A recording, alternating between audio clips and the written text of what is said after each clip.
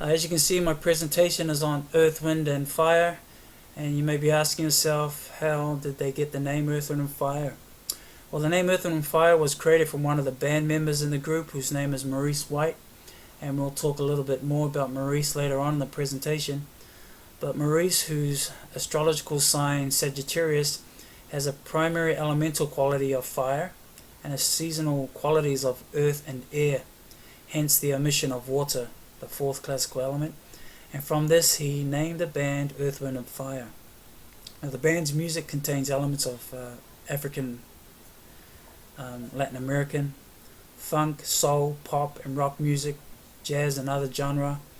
The band is known for the dynamic sound of their horn section and the interplay between the contrasting vocals of Philip Bailey's falsetto and Maurice White's tenor. Now, I've watched these guys sing, I've watched them play. 2001, I watched them live in New Zealand, and they were amazing. You don't get bands like this anymore where everyone plays, everyone sings, everyone dances. Very energetic, very lively, and the music is just awesome concert. But Earth, Wind and Fire were among the first pop cultural superstars to embrace their African heritage proudly. From their use of African instruments to their onstage robes and dashikis to the iconography on their album covers, they drew explicit connections between black Americans and their ancestors around the world.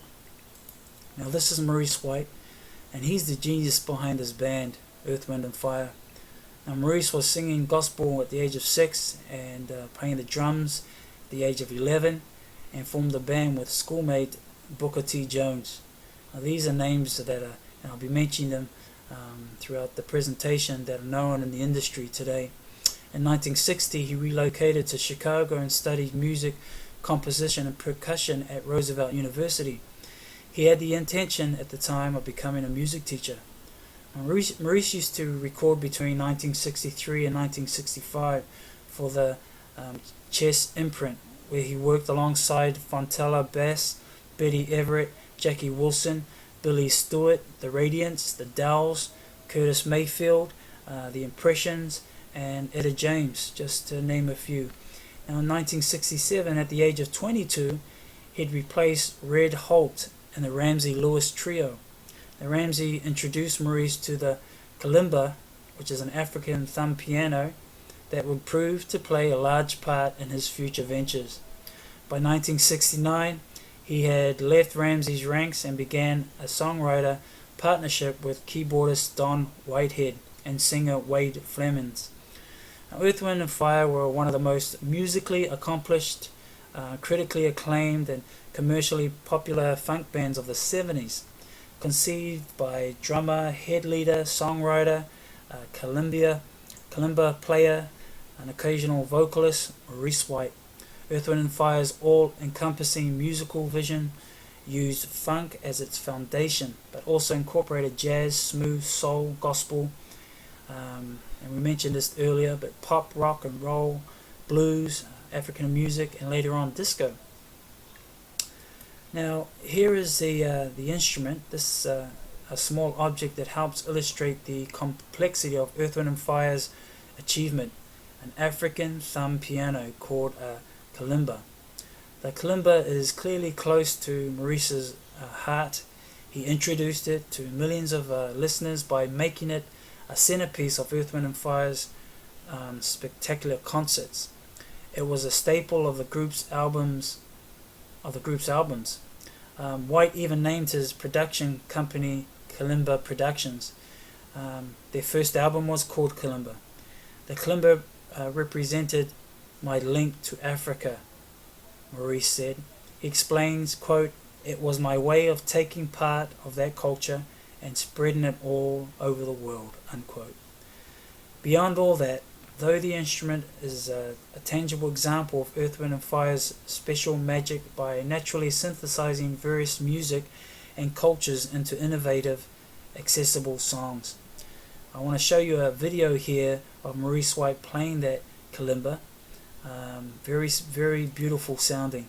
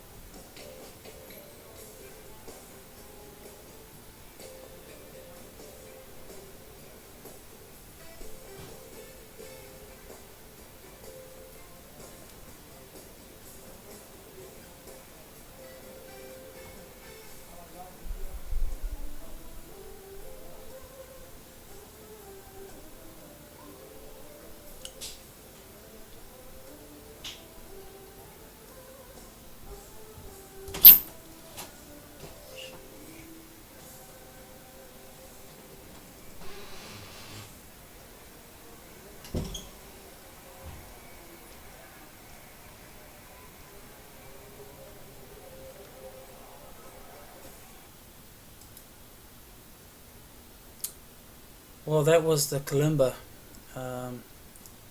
Beautiful instrument, very soothing sound, and the sounds of African music. Um, I've also, on this page, I've highlighted some of the hits that Earth, Wind and Fire have made. Some songs that are just a few of them. They've had a lot of hit songs. But songs like After the Love Is Gone, Reasons, Shining Star. You may check it out. I have the link there if you want to go on and watch them on YouTube. Good sounding videos. I have one on here that I'd like to share with you in closing, entitled September, and here's the video for you. Thank you again. Hope you enjoyed my presentation.